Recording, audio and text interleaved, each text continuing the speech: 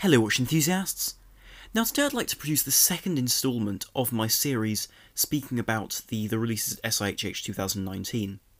And alongside Baselworld, this is always a highlight of releases for brands, with a variety of very interesting new models, whether one looks at dress watches or sports watches. But where Baselworld is concerned with the variety of releases in different categories, SIHH, due to the brands involved, often tends to gravitate towards dress watches and more complicated wristwatches.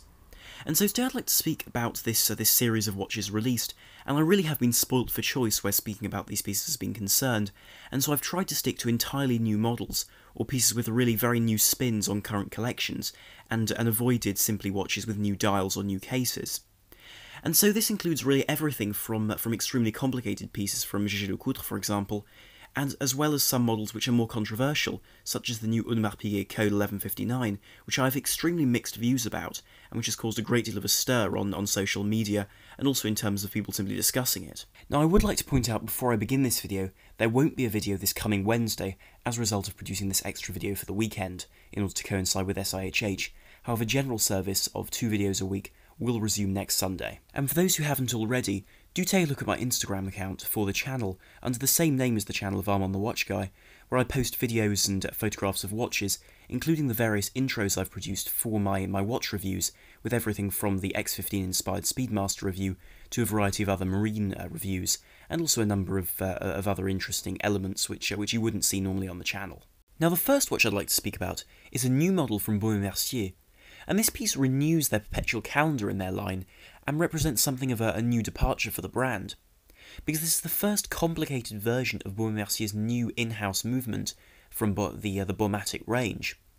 And what this means is that one has a watch which has a great deal of credibility where watchmaking is concerned, and with specifications which are frankly very impressive for this brand's products. And I make no secret of the fact that Baume Mercier have had a somewhat checkered history where using movements has been concerned, and I don't think have the respect that brands like Omega, for example, or certainly not Rolex, are concerned. But in recent years they've really been able to pull things together with new lines, producing some very interesting models at relatively reasonable prices, and I think there's a lot of future in this brand. But what this piece is a 42mm by 12.1mm dress watch, and note that is 2mm wider than any other Baumatic model in their range, and also has a very different case with these separate lugs which provide a greater number of angles and polished elements. And this piece is also available only in 18-karat red gold. And first of all, I would like to point out that I think the design of this watch is absolutely spot on, because it combines the mid-20th century charm of having that ridged bezel which is rather smooth, with the case which protrudes a little bit, and also the narrow but guarded crown which is inset into the case with those lugs. But it also appears very modern with the crisp text on the dial, and the fact the dial is an enamel dial which gives that porcelain-like finish. And the watch itself is perhaps a little bit large by dress watch standards, but I must say I think this is perfectly reasonable bearing in mind the size of the movement, which would have made all of the subdials appear far too widely spaced if the watch was any smaller.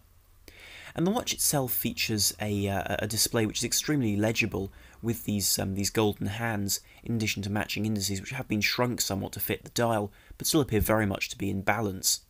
Then one has the moon phase at 6 o'clock, the day of the date rather at 3 o'clock, the day of the week at 9, and then one has the leap year as well as the month at 12 o'clock, giving you a very comprehensive display of this Perpetual calendar, which is of course a very exclusive complication for dress watches. Now the movement inside this watch is an interesting point, because it represents a very new element to the Baume Mercier range, and in their 3 hand models has really made quite a stir.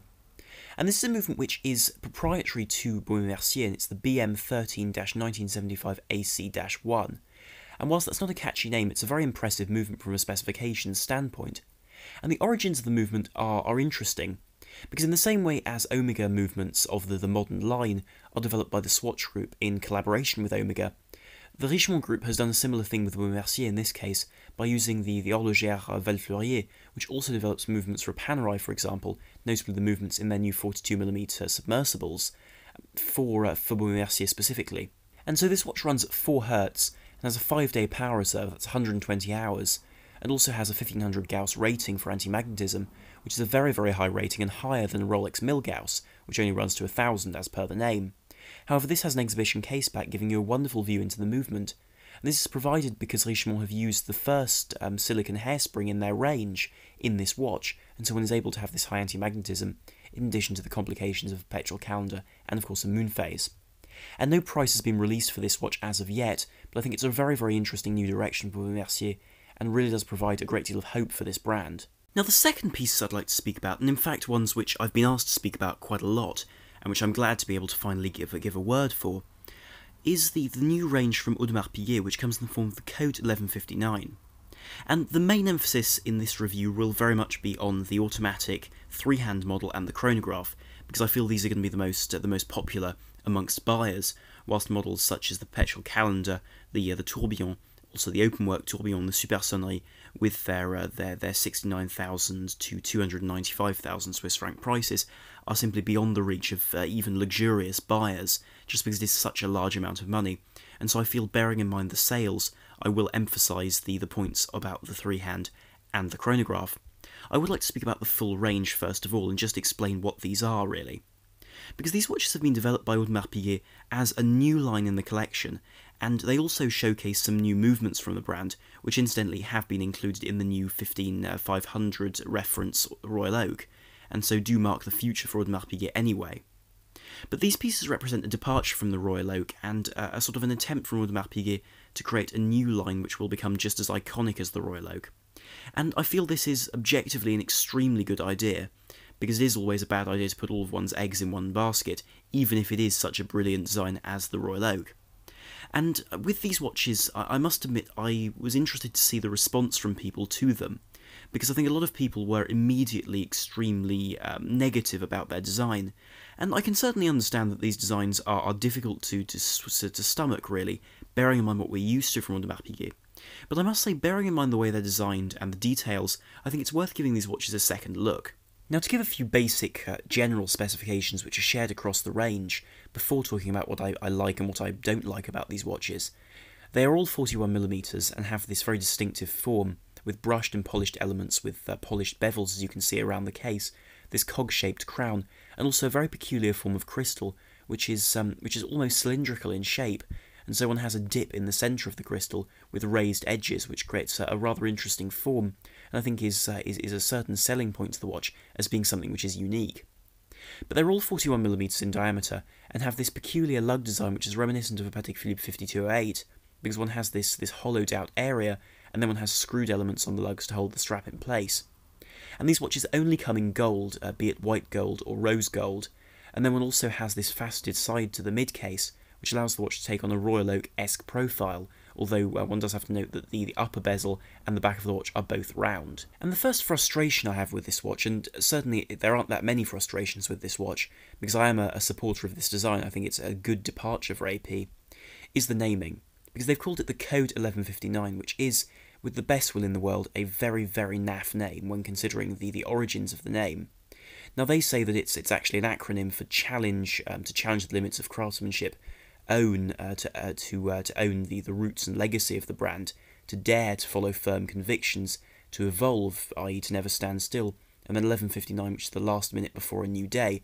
which I must say is a frankly irritating amount of explanation behind a name which, quite frankly, isn't as catchy as Royal Oak, and doesn't provide anywhere near the heritage or the backing which the Royal Oak simply makes sense with. This is fundamentally a dress watch which has been designed for a new generation of AP,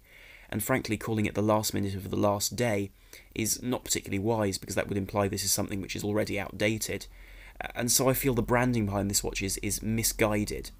But the product itself, I feel, is actually very well designed, and the first piece to look at is the self-winding model. Now, in the case of both the three-hand self-winding model and the chronograph, one has the date at 4:30, which is this cutout in the dial, which is also slightly wider on the one side than the other to follow the line of the curvature of the dial, and one also has a relatively minimal water resistance of 3 ATM for both models. But apart from that, they are somewhat different. But starting with the dial, on the three-hand model one has this lacquered surface to the dial, which comes either in black or in white, but there is also a blue or black dial for the white gold version. And these provide a very, very glossy surface to the dial with these applied indices in golden colours to match the case, and which offset the design of the watch very, very well, with somewhat more curved forms, but still with a touch of modernity which the whole case takes. The 3-hand also has this 5-minute graduated bezel, which sits higher around the dial and provides a sort of a chapter ring as well.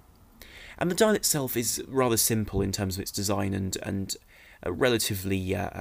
sedate in terms of its detailing, but it is very well finished, and one can't deny it from the curvature of the applied indices to the forms of the hands, which I think are very attractively detailed, and also the Audemars Piguet logo, which is applied in a very particular way to be able to remain on the dial. But really what makes this watch interesting, apart from the fact it's available in pink or white gold with this variety of dials, is the movement, which is the new caliber 4302, which is a new line of caliber used now in the new line of Royal Oaks, and this gives a 4 Hz beat rate. It's only 4.8mm thick, has 32 joules, and has a more modern 70-hour power reserve, whilst it also has an engraved gold rotor, which gives a rather beautiful view of the movement itself, due to the very impressive decoration throughout. And this watch really is a dress watch through and through, with its price of 25,000 Swiss francs. And so the chronograph version also shares the dimensions to a large degree of its 3-hand counterpart. However, it loses the option of a white dial version, but still retains the option of an 18-karat pink gold or white gold case with blue or black dials. And the design again is the same for the case, except one has these squared pushers integrated into the case, and then one has these gold ringed subdials on the dial, which I think are very well balanced thanks to having the running seconds at 6 o'clock, and also in a somewhat smaller size to the other 2 dials. But then if you turn the watch over, you see the caliber 4401, which is a new caliber which has a skeletonized gold rotor, which is extremely well decorated, in addition to having the same general build, or the same base build, as the 4302 seen in the 3-hand. However, this has a chronograph, so it has a column wheel chronograph with a vertical clutch, which is, technologically speaking, generally accepted to be a better design than the horizontal or lateral clutch, as a result of a smoother engagement, and also the fact that when you engage the chronograph, there's no change to the amount the watch is using in terms of power, and so will have the same power reserve. But one does have a watch which is rather interesting in terms of a new development for Audemars Piguet, in terms of providing a new movement, and one which should be seen throughout the range in future years. And I think in terms of design, I think people have been rather harsh on these watches, because I don't think they're unpleasant to look at. And whilst I do think they're somewhat in need of development over the next few years to really integrate them into the AP range, I really can see a future in these pieces in terms of their design and their detailing, which I think is thoroughly interesting as a counterpart to a brand which is generally known for their Royal Oak. And the price for this chronograph version is 39,500 Swiss francs. But from the other member of the Holy Trinity present at this convention of SIHH, one has seen a very, very interesting release from Vacheron Constantin. And this piece is the twin-beat Perpetual calendar. And this model represents a model which really did catch my eye when reading about the releases at SIHH, and is a model which is really a piece of technological interest, and also a description and a demonstration of practicality prevailing over excessive complication. Because with this piece one has a 42mm by 12.3mm platinum case, with a beautiful hand-gouache slate-coloured dial, and sapphire printed markers on this semi-skeletonized dial. But in amongst all of these features on the dial, one has an interesting demonstration of Perpetual calendar, because on this bottom half of the dial one sees 2 sapphire indications of the month as well as the date, with the leap year placed at the bottom of the dial. Then one also has at 12 o'clock the power reserve indicator, which as you might notice is split in 2. In black one has a 4-day power reserve, and then in red surrounding the outside one has a 65-day power reserve. And this is a product of the caliber 3610QP, which has been developed for this watch. And this is a movement with a unique specification of having 2 balance wheels. And this means it has 2 escapements, and it runs in a unique fashion to be able to counteract one of the major problems of Perpetual calendar, which is the fact that if it runs out of energy and stops, one then has a real pain of a job trying to reset it, especially if it's stopped for a long period of time. And so in the case of this watch, one doesn't have this problem.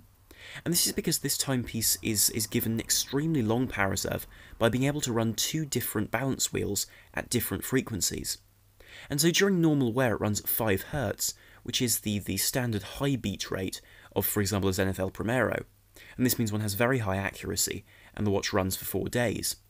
However, the watch also can run on a lower beat rate of 1.2 Hz, which is 8,640 vibrations per hour, by contrast to the 36,000 which it'll do on 5 Hz. And whilst this won't give anything like the accuracy of the 5 Hz running rate, This will give the watch a 65-day power reserve, so over 2 months, thus allowing it to run very happily for extended periods of time at this lower and slightly less accurate beat rate. And in order to allow this to work, several major innovations have been put into the movement. Most notably, one has stacked elements for the spring barrel, so one has 2 springs stacked, which posed a complicated problem for allowing it to have a power reserve indicator.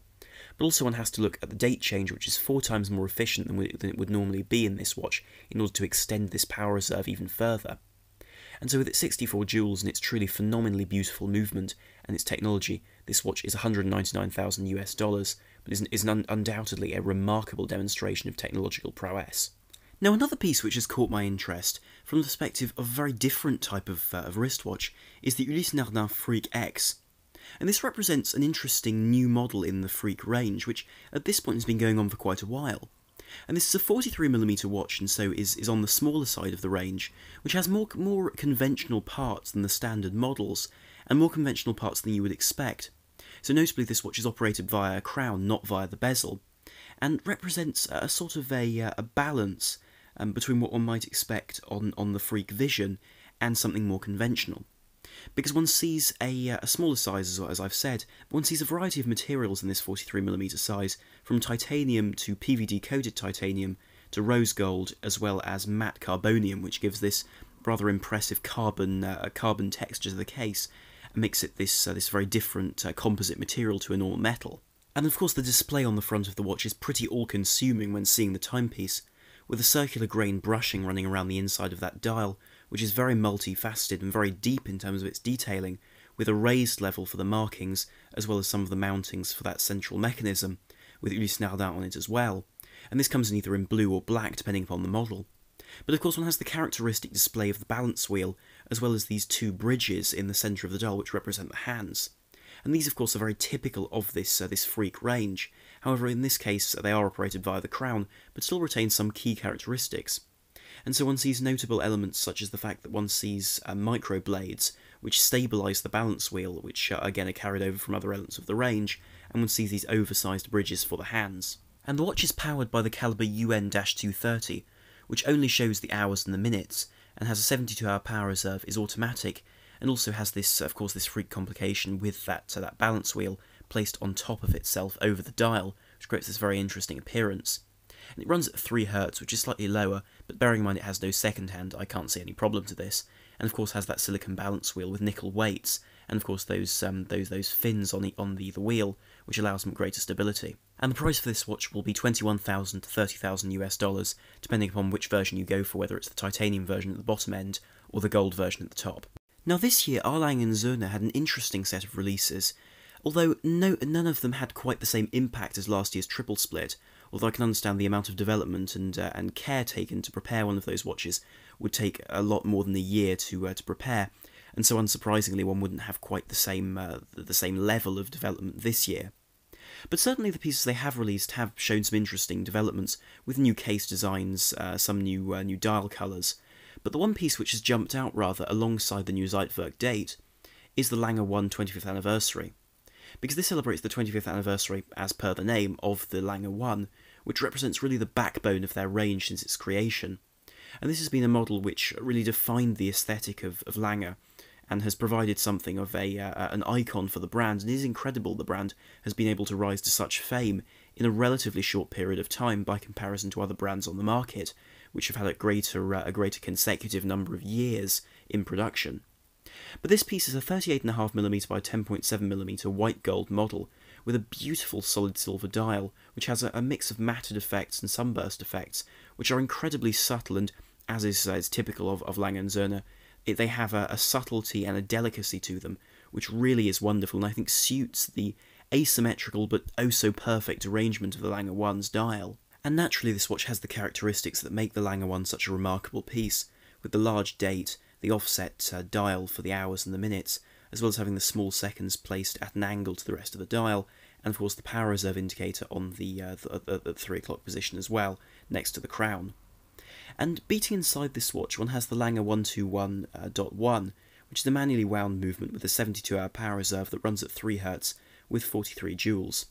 And this piece really is very much to be expected in this model, but is beautifully decorated in this case, and of course always with Lange's, but in this case with a 25th anniversary decoration on the balance cock. And to put the cherry on the top, this watch also has a Hunter case back, which means it's hinged, and so one can open the case back to view through the sapphire crystal the movement. But then if you want to simply look at the case back, one has an engraving of the A. Lange & Söhne factory, which is an interesting demonstration. But also one has the additional reference to previous designs of Lange's in their early years, when they didn't come with exhibition casebacks, thus making this watch a sort of a harking back to that period. And the price for this watch is $47,900 with 250 pieces being made. But the other model released this year at SIHH, which caught my interest from A. Lange & Söhne, is the Zeitwerk date. And this takes on from the same model, just without the date in previous iterations. And this comes in a 44.2mm case, which is 12.3mm thick, in white gold. Then it also has a solid silver dial with this digital display, which is characteristic of this model, and I think gives it a very interesting and very attractive appearance to this timepiece.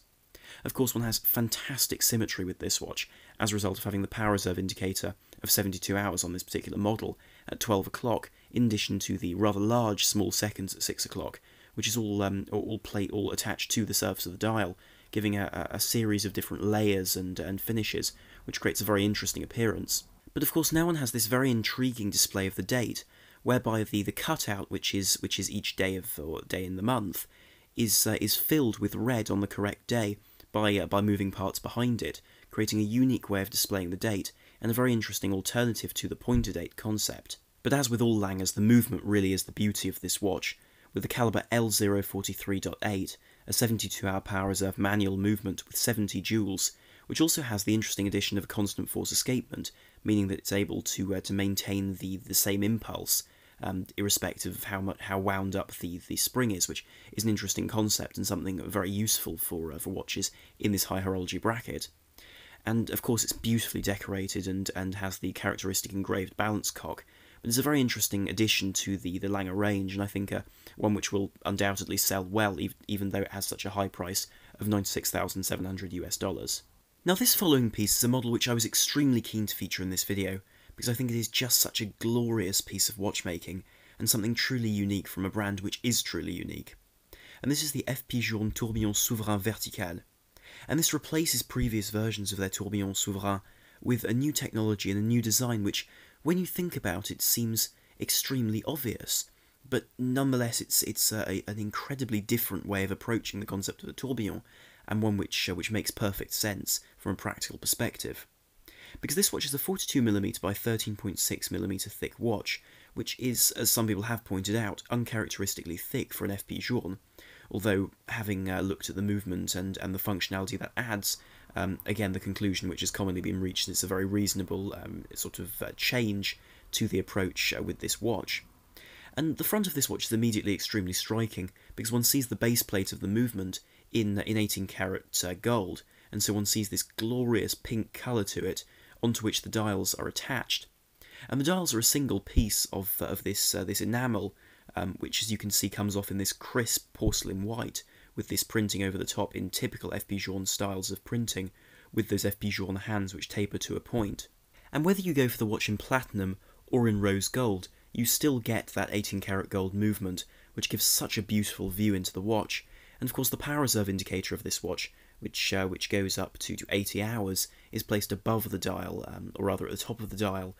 on that base plate, which gives a very interesting appearance. And of course, naturally, because of the education of François-Paul Journe, one does have a design to the watch which is inherently 18th century, or perhaps early 19th, which creates a very, very interesting look, and something truly unique with that unique crown design as well. But the movement in this watch really is the centrepiece, and this is the caliber 1519, an exquisitely finished movement, which is finished in an interesting way because it's not finished in the same way as, for example, a Lange, where the details are incredibly Germanic in their finishing. Everything is very precise. In this watch, rather, it appears somewhat more old-fashioned in its styling, but nonetheless beautiful, and frankly, there's no less craftsmanship that goes into this. But this, of course, displays the time, but interestingly, the seconds are deadbeat seconds, so you get an individual tick to the seconds despite the watch being mechanical, which is an interesting piece of complication to add to a watch like this, and just adds a little detail to the watch which didn't need to be there, but I think this is a truly wonderful addition. Of course, one has the power reserve indicator as well, and the 80-hour power reserve from this manually wound movement wound from the crown. But then one has a 30-second vertical tourbillon, which is very much the centrepiece of this 32 dual movement. And this piece is very much an attempt to try and make this watch more stable in terms of timekeeping in different positions, and bearing in mind that tourbillons are designed to do that anyway, this just adds to it. But the argument for this complication is that if you put the watch down on its side with a normal tourbillon, you're going to have the tourbillon in a different position, whether it's on its side or on its back if you put it down. Whereas with this design, irrespective of how you orientate it, whether it's on its back or indeed on its side, the axis upon which the tourbillon will be operating will remain the same, and thus the accuracy can be higher, which is a very interesting pursuit, and rather a clever one too. And of course it also has a remontoir d'égalité, which gives a constant impulse to the tourbillon as it charges, and this allows the tourbillon to remain accurate, irrespective of how wound up the spring is, which is normally a defining factor really in the accuracy of a watch, and this is why most mechanical watches run most accurately when they're somewhere in the middle of their wind cycle. Of course, naturally the price for this timepiece is enormous, at 244,500 Swiss francs for the gold version, and 248,400 for the platinum version. But I must say, either way, it really is a beautiful piece, and an incredible thing to behold. Now this final watch I'd like to speak about really is a wonderful way to conclude this video, and indeed my SIHH coverage for this year, because it is an incredibly spectacular model, which is the Jaeger-LeCoultre Master Grande Tradition Gyrotourbillon Westminster Perpetual, which, whilst also having a mouthful of a name, is quite a spectacular watch where technology is concerned. Now the general build of this watch is a 43mm by 14.08mm case, which is beautifully sculpted in white gold, and as you can see it has a fantastic level of bevelling along the lugs, which jut out from the case itself, and also have this inset sort of alcove cut into their side, into which one has a matted effect applied, with polished elements on that concave bezel, which wraps downwards towards the case itself, and upwards towards the sapphire crystal. Of course, one also has the controls for the various functions of the watch on the side of the case, and detailing which really is fantastic. Of course, for the price which this watch is, I must say I would expect it, but nonetheless it's a beautiful thing to behold. But if the case is beautiful and rather elegant, the dial space is truly spectacular. Now, the first and most eye-catching element of the dial is that upper section which actually displays the time, and this is the actual dial of the watch, through which one can see either, depending upon the version, a blue enamel section or a silver-grained dial, both of which are extremely eye-catching, though I must say my favourite would have to be the blue enamel.